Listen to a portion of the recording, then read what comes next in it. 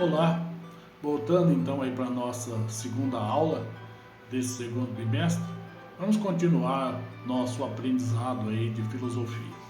Então, na filosofia, é importante que a gente aprenda a considerar as fontes, né? Então é preciso que a gente tenha sempre uma reflexão sobre fontes fidedignas, né? Sobre aquilo que nos é apresentado para análise. E nessa aula e na próxima aula nós teremos aí alguns textos para serem lidos. E a gente tem essa mania de não querer ler os textos, de adivinhar, de achar, né? A gente acha que sabe alguma coisa e não lê realmente o texto para saber do que se trata e quais são os dados que aquele texto traz. Então nós devemos aí aprender, né, um pouco sobre isso, que às vezes é preciso ir à fonte, é preciso pesquisar, é preciso ler com atenção, é preciso entender, né, para depois poder dar uma opinião satisfatória para nós e para os outros a partir de fontes confiáveis. Então, vamos lá para a nossa segunda aula, vamos ler os textos com atenção, para que nós possamos elaborar respostas e reflexões, né, que são reflexões para nós e para os outros, que trazem algum proveito para nós e para aqueles aos quais nós iremos conversar, talvez possivelmente, sobre esse assunto. Então, boa aula para você, vamos lá. O tema da nossa segunda aula é o homem como ser político, a desigualdade entre os homens como desafio da política. Então, a habilidade que nós iremos perceber nessa aula, né, que nós buscaremos aperfeiçoar, é esta daqui: questionar o papel social do Estado e das leis. Então, vamos aí para a nossa aula de hoje. Então, você conhece o conceito de política e de Estado? Saber seus significados é ação essencial para compreender o desenvolvimento desse tema. Então você tem aqui, né, dois textos, o que é política e o que é Estado. Você tem, na verdade, dois vídeos, né, para você acessar da Câmara dos Deputados, que te explica, né, o que é política e o que é Estado. Então eu vi esses dois vídeos e transcrevi o texto aqui para que a gente possa ler ele e ter esse texto aqui em mãos, né, para que a gente possa aprender um pouco mais sobre esses dois conceitos aí que são muito importantíssimos nessa aula de hoje, né? Então, o que é política e o que é Estado são os dois assuntos dessa aula de hoje, né? Então vamos aí. O que é política? A política está presente em tudo e em todos os lugares. Aristóteles falou que o homem é um animal político. Ele queria dizer que os seres humanos não nasceram para viverem isolados, mas sim em grupos. E é da convivência uns com os outros que nasce a política. A palavra vem do grego, que na sua origem, né, fazia referência a tudo o que se diz respeito à cidade. A criação das cidades e o fato daquelas pessoas começarem a viver mais próximas uma das outras foi uma grande revolução para a humanidade. E a questão de como se comportar em um espaço público se tornou cada vez mais importante.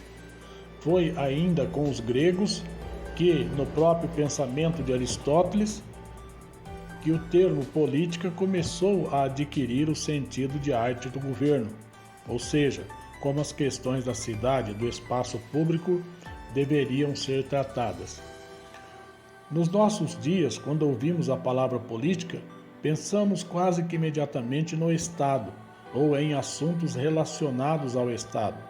Podemos dizer que, de uma forma geral, que a política abrange três grandes temas: a forma de resolução de conflitos, o procedimento para a tomada de decisões coletivas e o poder. Uma forma de resolver os conflitos é o uso da força. Vence o mais forte e a questão fica resolvida. Essa é a realidade do mundo animal, por exemplo. Infelizmente, ainda é, em alguns casos, uma realidade entre os homens. Contudo, é possível buscar caminhos pacíficos para resolver as controvérsias. Isso é a política. Então, esse caminho pacífico para resolver as controvérsias é que nós entendemos como política.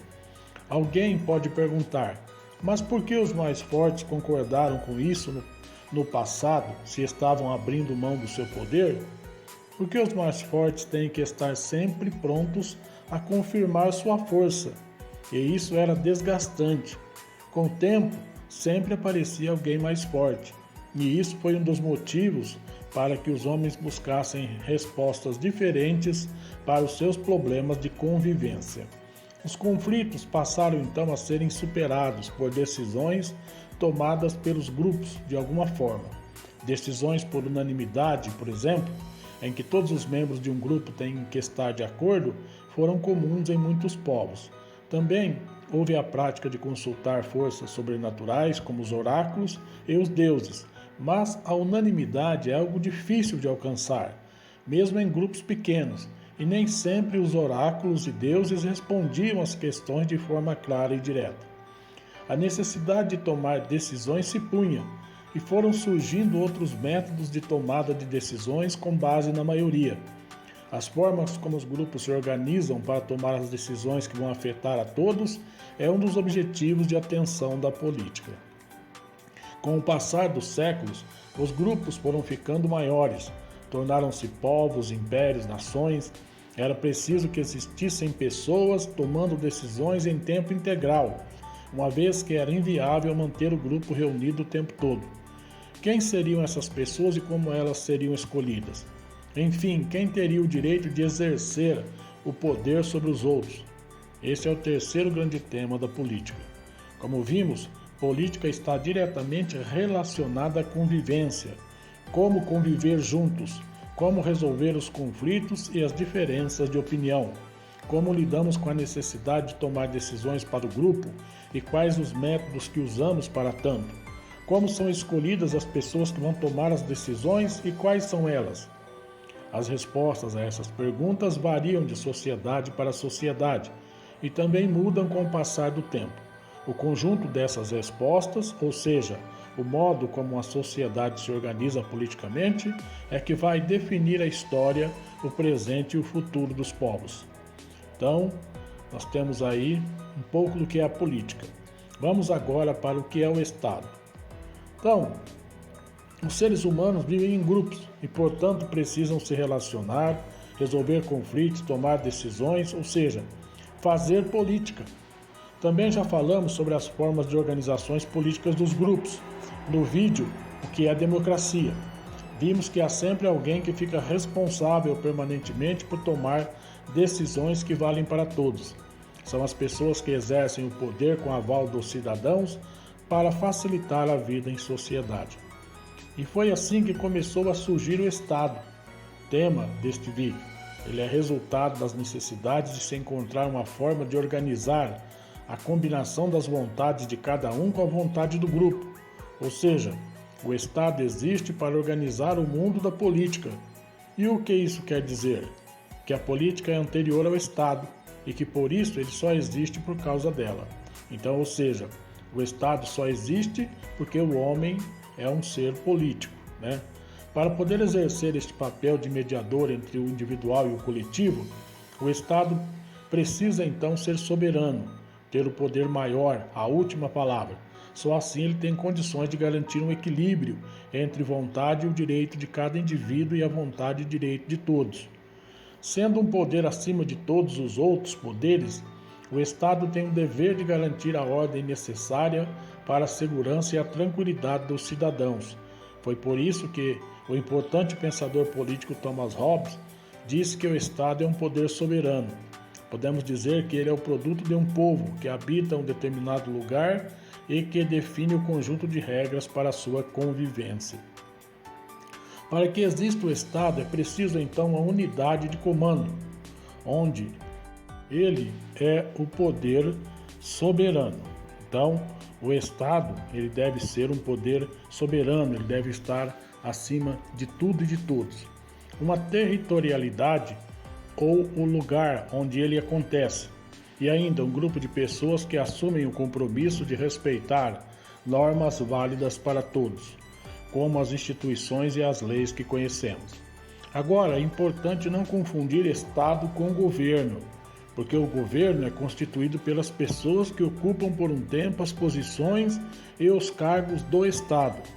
Reis, presidentes, governadores, por exemplo, mas o Estado existe para além dos governos.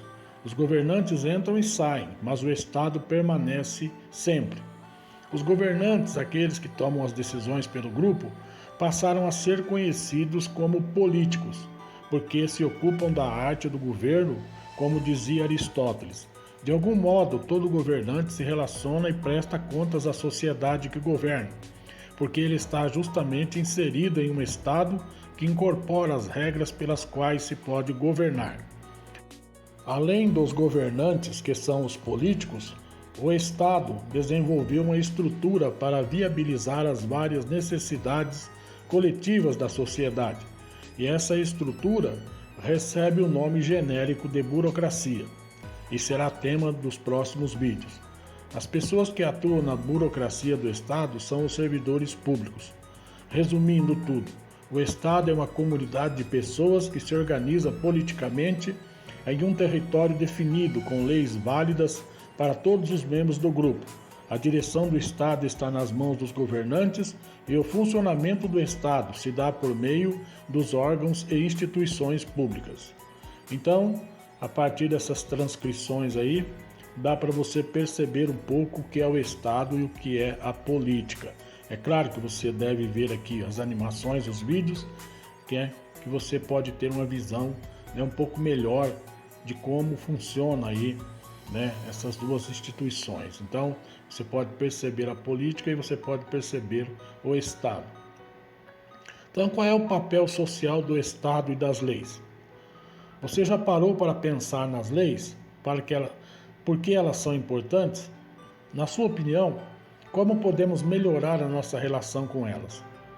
Então, pare para pensar nas leis que nós temos, pense na importância delas, ou seja, nas leis que te beneficiam e nas leis que beneficiam os outros, porque às vezes nós temos a mania de pensar somente naquelas leis que nos beneficiam e nós somos contra aquelas leis que beneficiam os outros. Então pense nos dois lados, nas leis que te beneficiam e nas leis que te corrigem quando você apresenta algum comportamento que não é muito adequado. Então, na sua opinião, como podemos melhorar a nossa relação com elas? Notícias como a reforma da Previdência, o desemprego, a qualidade da saúde, segurança, educação pública e programas sociais, entre outros, são assuntos caros para a nossa sociedade. Pesquise sobre essas temáticas, reflita e argumente sobre as afirmações que considera ingênuas quando tratamos de desigualdade social na sociedade brasileira. Então, você vai ver aí que esse tema da desigualdade social, ele está bem latente, ele está bem presente nas mídias sociais, nas críticas, nos memes, nas brincadeiras, mas existe aí muita coisa ingênua, existe aí muita coisa que a pessoa não tem um conhecimento do Estado, não tem um conhecimento da política, ele não sabe quais são realmente as ações que a política e o Estado pode tomar com relação à desigualdade social. Então, a partir disso, procure aí refletir e argumentar sobre afirmações ingênuas, Agora que você conhece um pouco do Estado e um pouco da política, procure perceber quais dessas afirmações são ingênuas, Não tem muito sentido com relação à política e ao Estado, quando nós tratamos da desigualdade social na sociedade brasileira. Então, boa reflexão para você, para essa aula de hoje, são apenas esses dois questionamentos. Até a próxima!